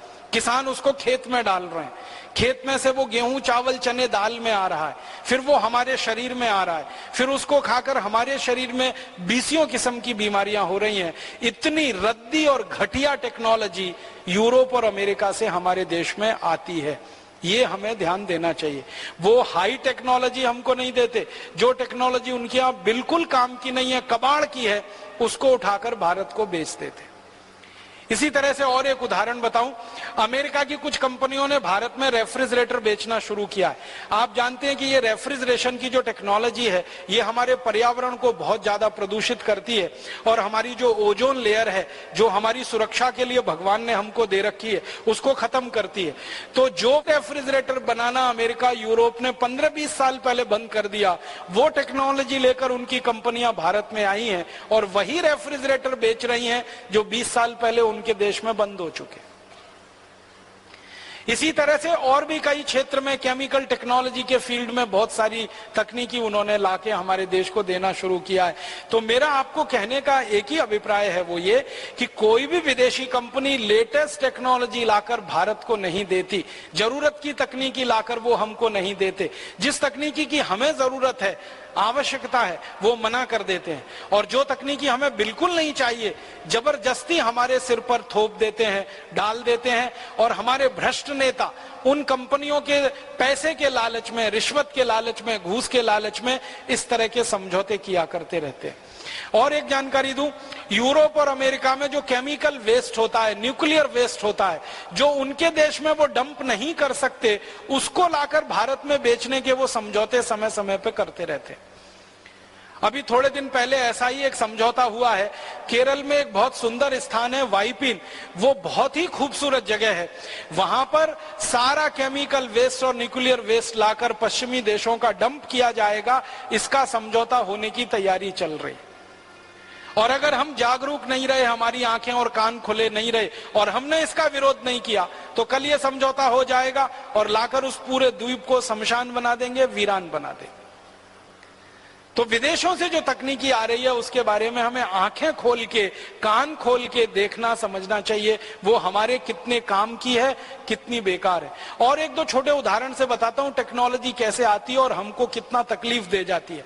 आपको याद है 15-20 साल पहले इस देश में एक टेक्नोलॉजी आई, प्रेशर कुकर बनाने की टेक्नोलॉजी। ये हमने विदेशों से लाई, हमारे देश में तो प्रेशर कुकर हमने कभी बनाया नहीं। कारण क्या है? हमको जरूरत नहीं। चीजें जो है ना वो जरूरत के हिसाब से बनती है। वो एक कहावत आपने सुनी है, आवश्यकता आविष्कार की जननी होती है। जो जरूरतें होती हैं, आवश्यकता होती हैं, तो आविष्कार होता है। हमको हमारे देश में कभी जरूरत नहीं लगी, इसलिए हमने प्रेशर कुकर नहीं बनाया, लेकिन विदेशों से हमने वो टेक्नोलॉजी ले आई। अब वो टेक्नोलॉजी ले आई, अब हम प्रेशर कुकर में खाना बनाते हैं। अब प्रेशर कुकर में जो खाना बनाते हैं, आपको मालूम है वो एल्यूमिनियम का है, और दुनिया में एल्यूमिनियम सबसे खराब धातु है खाना बनाने के लिए और खाना खाने के लिए। इसी तरह से और भी कई क्षेत्र में केमिकल टेक्नोलॉजी के फील्ड में बहुत सारी तकनीकी उन्होंने लाके हमारे देश को देना शुरू किया है। तो मेरा आपको कहने का एक ही अभिप्राय है, वो ये कि कोई भी विदेशी कंपनी लेटेस्ट टेक्नोलॉजी लाकर भारत को नहीं देती, जरूरत की तकनीकी लाकर वो हमको नहीं देते। जिस तकनीकी की हमें जरूरत है, आवश्यकता है, वो मना कर देते हैं, और जो तकनीकी हमें बिल्कुल नहीं चाहिए जबरदस्ती हमारे सिर पर थोप देते हैं, डाल देते हैं, और हमारे भ्रष्ट नेता उन कंपनियों के पैसे के लालच में, रिश्वत के लालच में, घूस के लालच में इस तरह के समझौते किया करते रहते हैं। और एक जानकारी दूं, यूरोप और अमेरिका में जो केमिकल वेस्ट होता है, न्यूक्लियर वेस्ट होता है, जो उनके देश में वो डंप नहीं कर सकते, उसको लाकर भारत में बेचने के वो समझौते समय समय पे करते रहते हैं। अभी थोड़े दिन पहले ऐसा ही एक समझौता हुआ है। केरल में एक बहुत सुंदर स्थान है वाइपिन, वो बहुत ही खूबसूरत जगह है। वहां पर सारा केमिकल वेस्ट और न्यूक्लियर वेस्ट लाकर पश्चिमी देशों का डंप किया जाएगा, इसका समझौता होने की तैयारी चल रही है। और अगर हम जागरूक नहीं रहे, हमारी आंखें और कान खुले नहीं रहे और हमने इसका विरोध नहीं किया, तो कल ये समझौता हो जाएगा और लाकर उस पूरे द्वीप को शमशान बना देंगे, वीरान बना देंगे। तो विदेशों से जो तकनीकी आ रही है उसके बारे में हमें आंखें खोल के, कान खोल के देखना समझना चाहिए, वो हमारे कितने काम की है, कितनी बेकार है। और एक दो छोटे उदाहरण से बताता हूं टेक्नोलॉजी कैसे आती है और हमको कितना तकलीफ दे जाती है। आपको याद है 15-20 साल पहले इस देश में एक टेक्नोलॉजी आई, प्रेशर कुकर बनाने की टेक्नोलॉजी। ये हमने विदेशों से लाई। हमारे देश में तो प्रेशर कुकर हमने कभी बनाया नहीं। कारण क्या है? हमको जरूरत नहीं। चीजें जो है ना वो जरूरत के हिसाब से बनती हैं। वो एक कहावत आपने सुनी है, आवश्यकता आविष्कार की जननी होती है। जो जरूरतें होती हैं, आवश्यकता होती हैं, तो आविष्कार होता है। हमको हमारे देश में कभी जरूरत नहीं लगी, इसलिए हमने प्रेशर कुकर नहीं बनाया, लेकिन विदेशों से हमने वो टेक्नोलॉजी ले आई। अब वो टेक्नोलॉजी ले आई, अब हम प्रेशर कुकर में खाना बनाते हैं।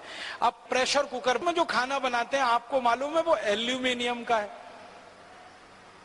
और दुनिया में एल्यूमिनियम सबसे खराब धातु है खाना बनाने के लिए और खाना खाने के लिए।